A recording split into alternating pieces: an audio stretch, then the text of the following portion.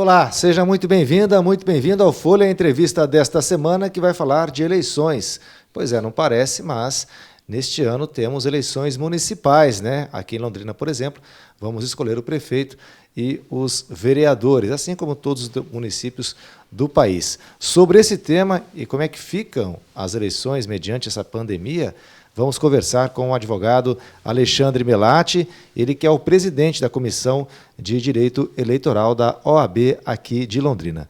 Melati, muito obrigado pela sua participação aqui no Folha Entrevista. Obrigado, Diego, pelo convite. É um prazer imenso falar sobre esse tema, até porque, como você disse, poucos já estão se lembrando, mas teremos eleição ainda esse ano, porque o calendário está mantido. Então, é muito importante lembrarmos da importância desse ano em relação à renovação ou à mudança do futuro das nossas cidades aí do Brasil inteiro, né? Tá certo.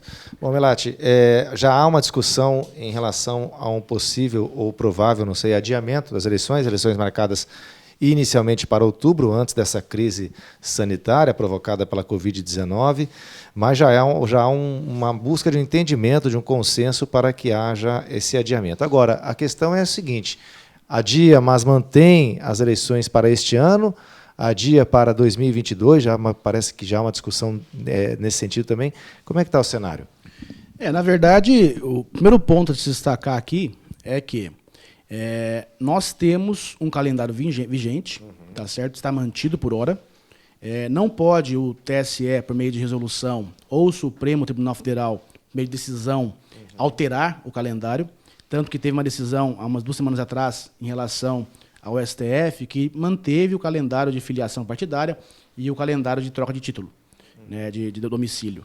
E isso, muitos disseram, vai acontecer a eleição dia 4. Não é bem assim. 4 de outubro, no caso, né? Isso, porque o Supremo, ele analisou o calendário vigente. Ele não pode alterar a data. E por quê? Porque as datas estão na Constituição. Né, o artigo 29, inciso 2 da Constituição, ele fala que a eleição para prefeito e vereador acontece quando? Primeiro domingo de outubro do ano do final do mandato. Então, seria dia 4 de outubro. Mas hoje, o que precisa é o quê? Uma emenda à Constituição para se alterar a data. E, nesse caso, temos 3 propostas de emendas, tá? Em sequência, inclusive, uma é a 16, outra é a 18 e a outra a 19. E são 3 distintas. Né? Uma delas, que é a 16, se não me engano, ela prorroga os mandatos dos atuais prefeitos, tá certo? Até 25 de abril, pelo menos. Ela diz o seguinte, que tem que realizar a eleição no menor tempo possível, pelo TSE, né, autoriza essa mudança legislativa, mas que, se for preciso, pode acontecer até o ano que vem, mas até 25 de abril. E, nesse caso, os atuais prefeitos e vereadores seriam prorrogados os mandatos. Até abril. E unificaria, inclusive, depois, a eleição geral, né, porque hoje tem uma eleição a cada 2 anos. Sim. Prefeito e vereador, Sim. e depois de 2 anos, presidente, deputados, governador. Governadores, tá. E, nesse caso, uma das propostas fala o seguinte: então, em 2026, teria a eleição unificada. Ou seja, os novos eleitos teriam um mandato até 2026. Né? A outra proposta já fala o seguinte: 2021 não tem eleição, em 2022 tem eleição, ou seja, os mandatos atuais serão até 2022. E aí tem um problema muito sério. Por quê? Nós temos um princípio importantíssimo, né, no eleitoral, no constitucional, que é em relação à periodicidade do voto. Certo. Né? O eleitor, quando foi em 2016 votar, ele votou e conferiu um mandato às pessoas de até 2020. 4 anos. Então, você mudar o jogo no meio é complicado. Pensa no futebol, a FIFA mudar lá, aumentar o segundo tempo para mais minutos no meio do jogo, não dá. Então, isso seria uma afronta a esse princípio, que é uma cláusula pétrea. Certo. Né? Agora, a proposta mais viável, ao meu ver, é a 18, que é do Randolfo Rodrigues. Senador Randolfo Rodrigues. Isso. Da rede. Que é essa que fala o seguinte: ele vai alterar a ADCT, ou ADCT, que é o Ato das Disposições Constitucionais Transitórias.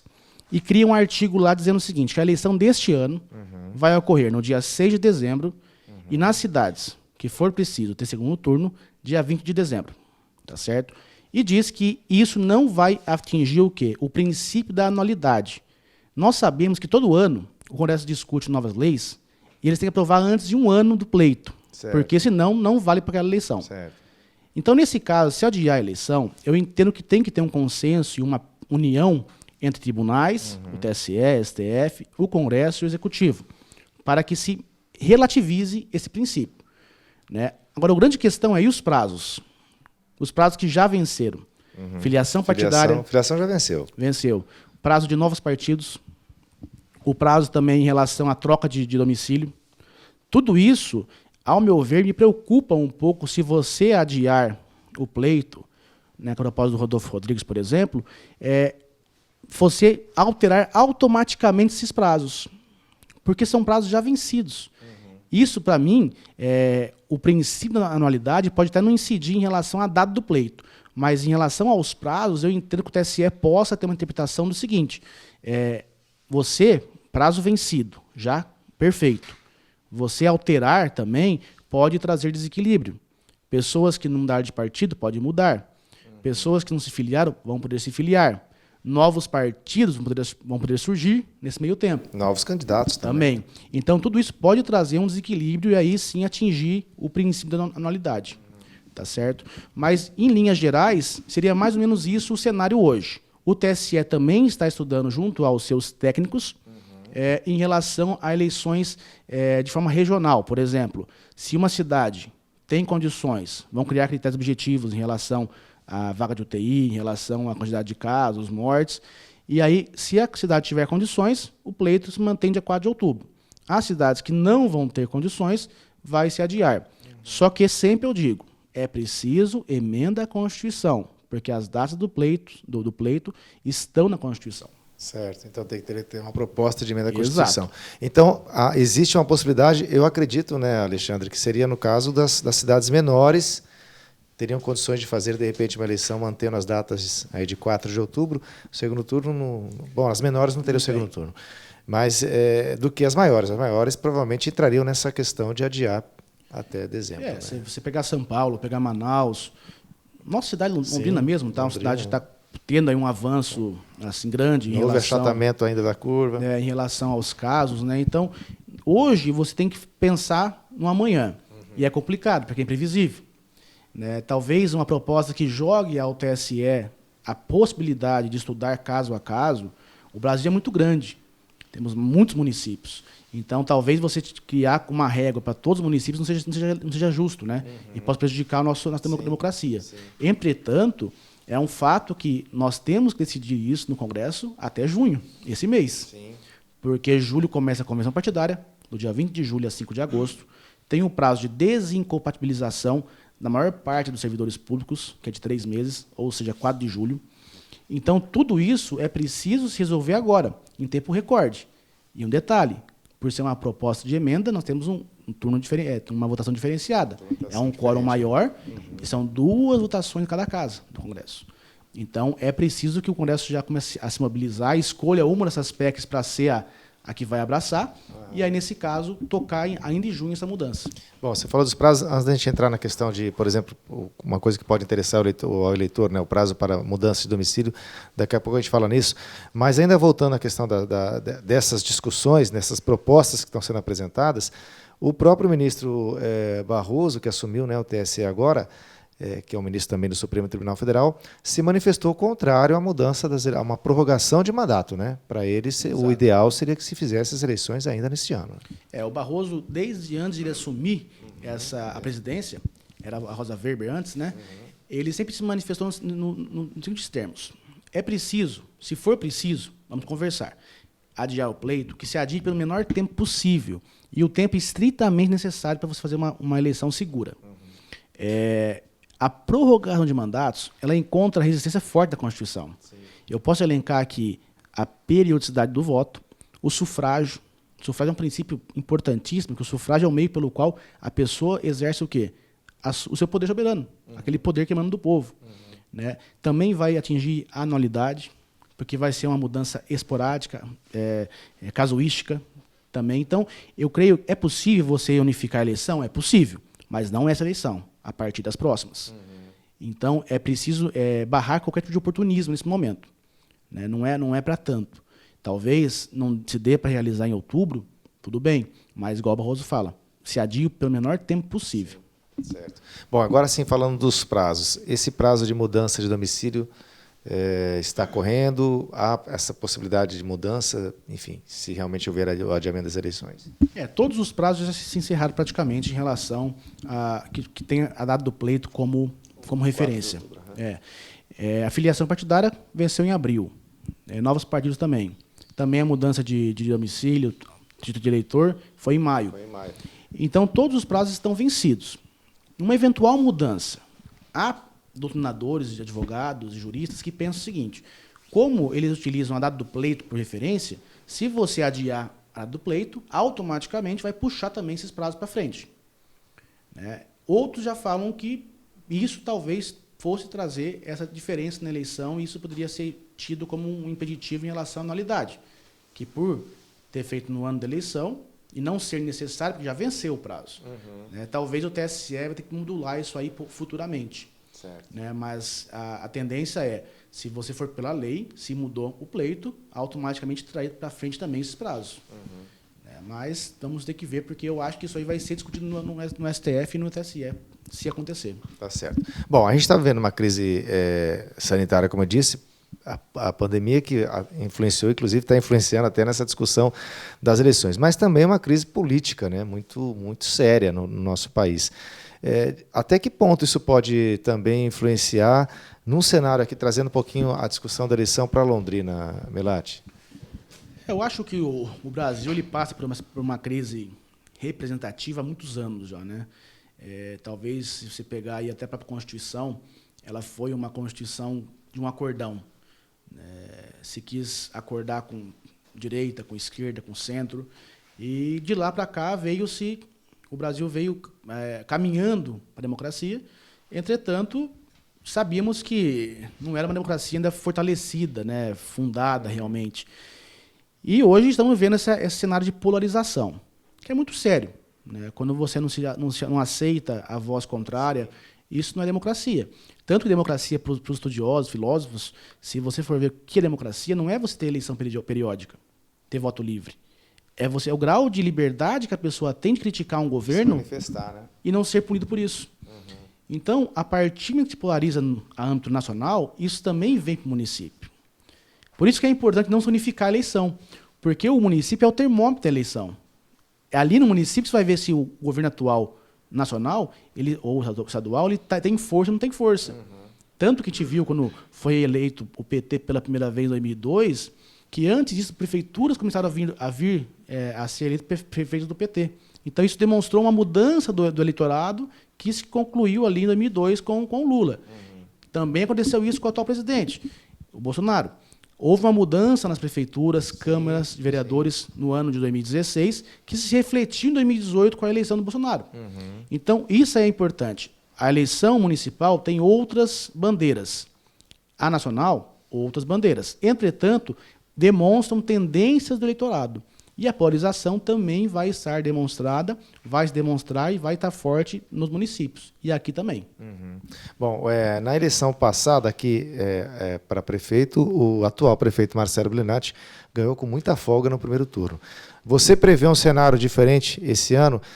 Por enquanto, 2 pré-candidatos que se confirmaram, oficialmente porque os partidos que os lançaram, né? O delegado Nelson Águila, que é uma frente, aí, uma coalizão de partidos considerados do centro, incluindo o MDB, que é o partido do atual vice-prefeito também, e o advogado Carlos Roberto Scalassara, lançado nesta semana pelo Partido dos Trabalhadores. Então, oficialmente, 2 pré-candidatos. Mas a gente sabe que tem muitos aí na corrida, né? Podemos citar aqui o deputado federal Boca Aberta, é um pré-candidato ainda não oficializado, mas se diz pré-candidato abertamente.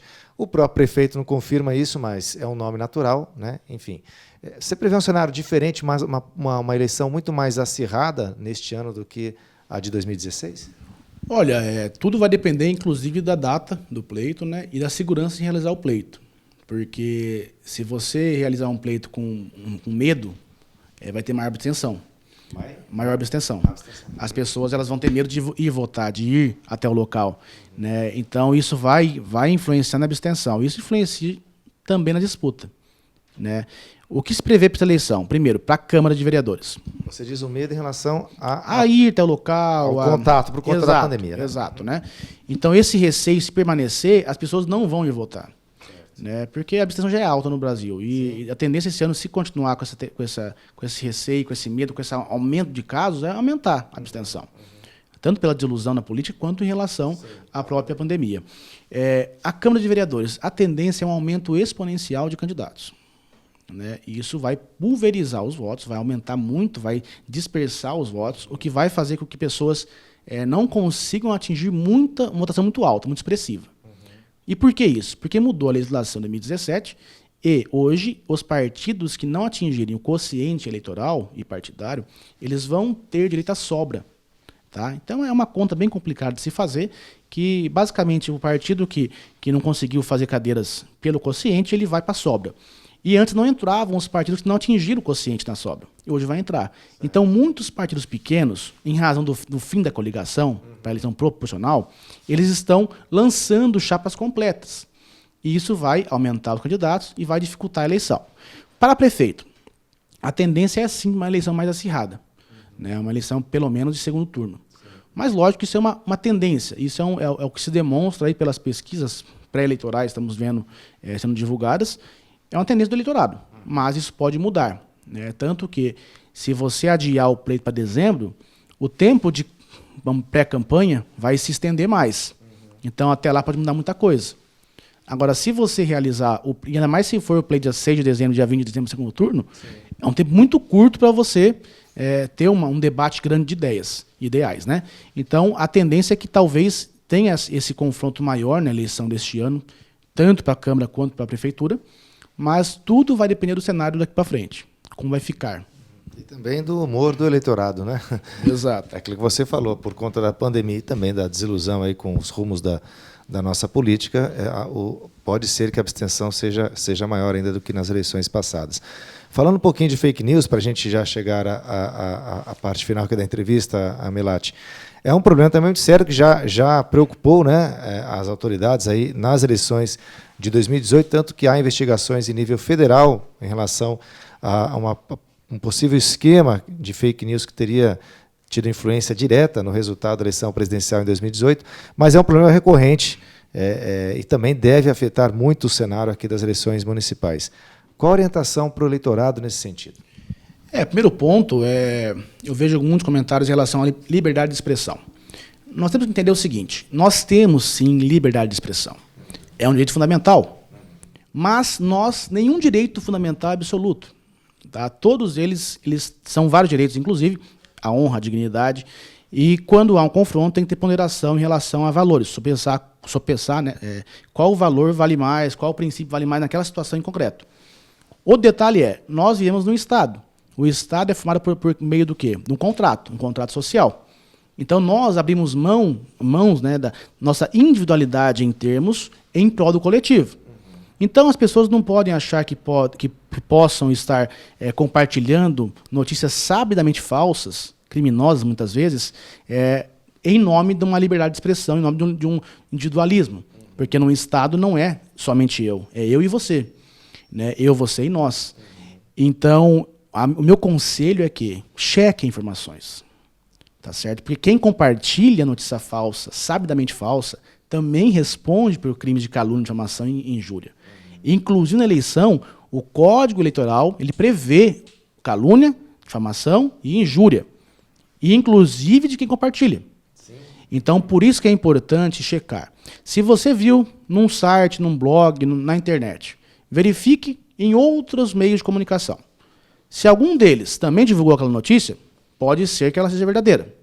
Um outro detalhe, fake news, não é somente notícia falsa.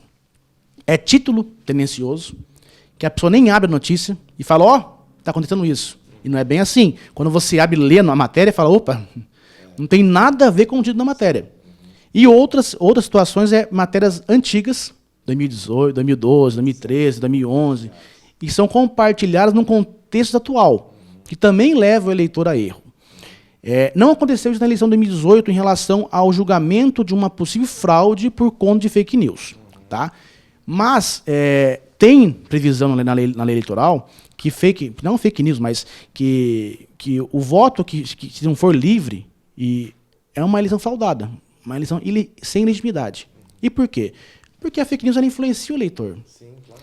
ela leva o eleitor a erro. E isso, se for comprovado o impacto na eleição, pode levar, sim, a uma anulação daquele pleito ou outra cassação do mandato do atual mandatário.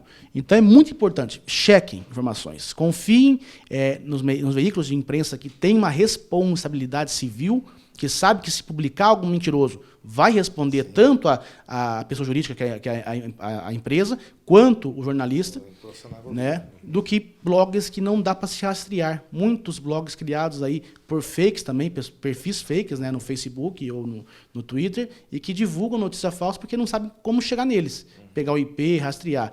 Embora hoje o WhatsApp, o Facebook, eles estão trabalhando com maior cooperação com a justiça, né, para conseguir ajudar a pegar as pessoas que se escondem atrás de fakes. Bom, e só lembrando, só reforçando, você disse de compartilhamento, esse alerta vale também para compartilhamento no próprio WhatsApp, que é muito comum, né?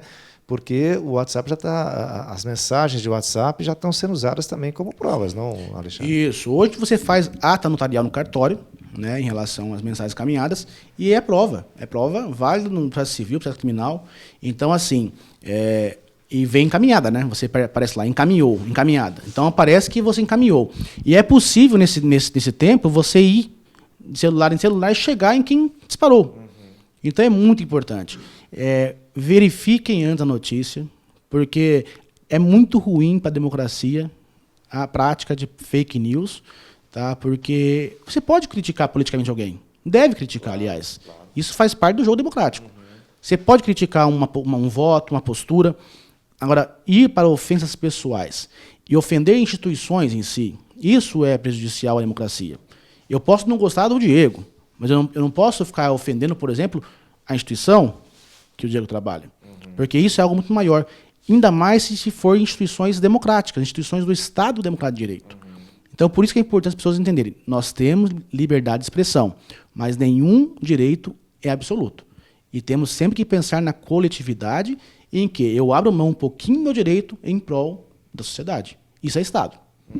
Quem não concordar com isso tem que mudar de Estado, ir para um lugar que não tem Estado. Desde a modernidade, todos os Estados são assim. Né? E a não ser os Estados absolutos ou não democráticos, né? Que daí você não tem esse grau de liberdade de falar, de contestar. Mas, por favor, esse ano não vamos transformar a eleição nossa numa guerra, porque isso é muito ruim e isso não gera nenhum resultado bom no futuro. Tá certo, perfeito. Obrigado, Alexandre Melatti, conversei com o advogado Alexandre Melatti, ele que é presidente da Comissão de Direito Eleitoral da OAB aqui de Londrina, dando um parecer e também explicando como é que pode ficar o cenário aí com as discussões envolvendo um possível adiamento das eleições municipais deste ano. Eu aguardo você para o próximo programa. Até lá.